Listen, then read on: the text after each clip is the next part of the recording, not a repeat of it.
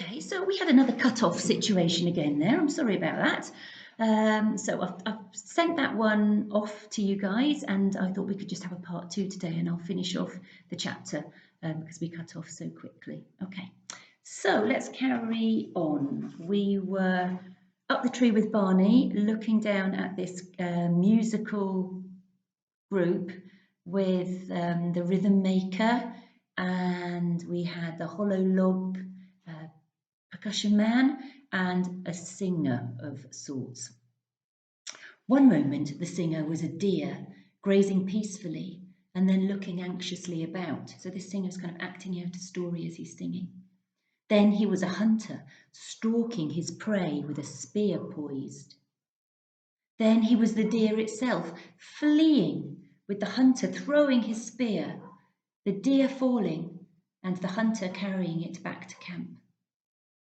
The crowd became as excited as the singer and joined in with hand claps and cries. But there was yet another sound which the listeners could not quite understand, a kind of bloom, blum, bloom, bloom. Actually written like this, if anybody's interested, because they're not normal words. They're like, there they are. They're invented onomatopoeia words. Invented words to try and describe a sound of something in a distance. A kind of blum, blum, blum, blum. Not always on one note, as most of the singing was, and not really taking much notice of the rhythm of the log drum and the jawbone. It was as if someone who had never heard a tune was trying to play one for the first time with an old box, a string, or a broomstick. So we've got kind of two sounds going on. We've got the musical group and this other sound which isn't quite in time with the music. Then the bones scraper, in his excitement, joined the singer in a little shuffly dance, and the children could see the fourth member of the band. On the ground was a large hollow animal skull with great curving horns. Tied between the horns were 3 or 4 lengths of string or gut, and a small dark figure was squatting by the simple harp, plucking at the strings. Bloom, bloom, bloom, bloom, and taking very little notice of anyone else. In fact, the song came to an end. The drummer gave the final thump on his log. The bone scraper rattled to a stop, but the little harpist went on with his 3 notes as if he were the only musician in the world. Bloom, bloom, bloom, bloom. Some of the crowd began to laugh and jeer at him as he played away, but it wasn't until someone threw a meat bone, catching him on the head with a clunk. The children could hear in their tree the noise. But at this point the player looked up as if surprised to see that he was not alone. Barney nearly fell off his branch. "It's Stig!" he almost shouted. "Hush, Barney," Lou hissed. "You'll give us away." "But it's Stig," said Barney excitedly. "I said he was clever. He probably invented that thing he was playing music on. Where's he going now?"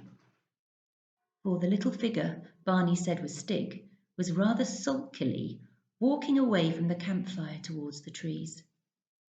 "He's coming this way," whispered Lou. "Barney, you are not to give us away." "Why not? He's my friend." "But what about all the others? Who are they? You never said about them." "No, I don't know who they are. I've never seen them before." "Well, we'd better be careful, Barney." "Oh, all right." But what did give them away was Dinah, tied up at the bottom of the tree.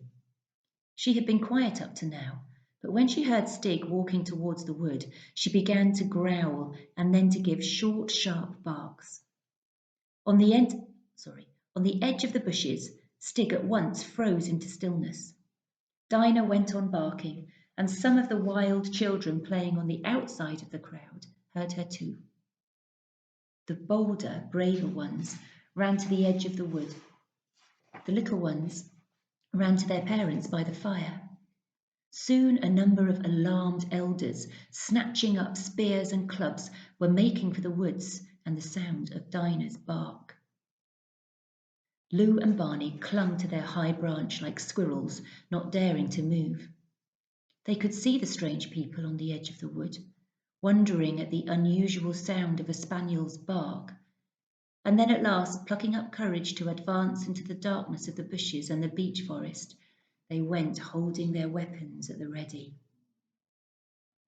Dinah's barking became more and more frantic as she heard the rustling of bodies through the bushes all around and the crackling and snapping of footsteps. Under cover of the noise, Barney whispered, "Lou, we've got to escape." "How can we?" breathed Lou. "Look where that branch goes." And Barney pointed into the moonlight. The bough they were on stuck out into nothingness, but one of its branches went across to another long branch, and this one stretched out and rubbed shoulders with a different great big beech tree. If they climbed over into the other tree, Barney thought they might be able to escape. "We can go across there," he whispered. "Come on, while they're making all this noise." Lou's face seemed to go pale. "Oh, Barney, we can't, and they'll find Dinah anyhow." "Well, I'm going to try, and then perhaps we can rescue Dinah." He inched himself backwards along the limb they were sitting on until he reached the branch that grew across it. When he came to it, he wondered what to do. It was too thin to sit astride. That's like to have one leg on one side and one on the other. So he decided to hang underneath it like a sloth by his hands and legs. You know those animals that are renowned for being super slow? I think there's one in Ice Age, I think. And they hang on by their, you can't see my feet, by their hands and their feet. And they hang off the bottom of a branch. So he's climbing like a sloth. They're also renowned for being extremely slow. That's another reason why you might recognise the word sloth. So he decided to hang underneath it like a sloth by his hands and legs. Upside down like this, he crawled through the empty air between the two big limbs. By bending his head right back, he had an upside down view of the floor of the forest, patched with moonlight, and right beneath him was a wild hunter, the tip of his spear pointing skywards, but looking at the ground. Barney hung without moving until the man had passed on, then moved as quickly and as quietly as he could to where the branch passed over the other great limb. Here he got himself right way up on the bough again. His heart was thumping and his legs felt quivery, but at least he was safer for a little while. But now he had to go outward to where the two trees shook hands high in the air. He worked his way forward, and as he went, the boughs became thinner and swayed more. At last he was where the trees met, where the branches crossed their movement in the wind, had rubbed a great dry scar, and nothing he could do would stop a loud creak coming from this rubbing place every time he moved. "I must get over onto the other tree," he thought to himself. As quickly as he dared, he turned round so as to go backwards down the new branch, let go the branch he had just come up, and crack! It had been dead wood. It was a dead branch he was holding on to, and Barney fell through nothing, then struck a flat, leafy branch below, slid outwards from this onto a lower one, crashed through, and fell the last few metres onto the soft forest floor. Eek, he was fallen out of the tree. And that is the end of chapter 8. So that's good. It hasn't closed itself off whilst I was reading. So I shall come back to you tomorrow. Looking forward to that. I hope you have a great day, and I shall see you soon. Bye.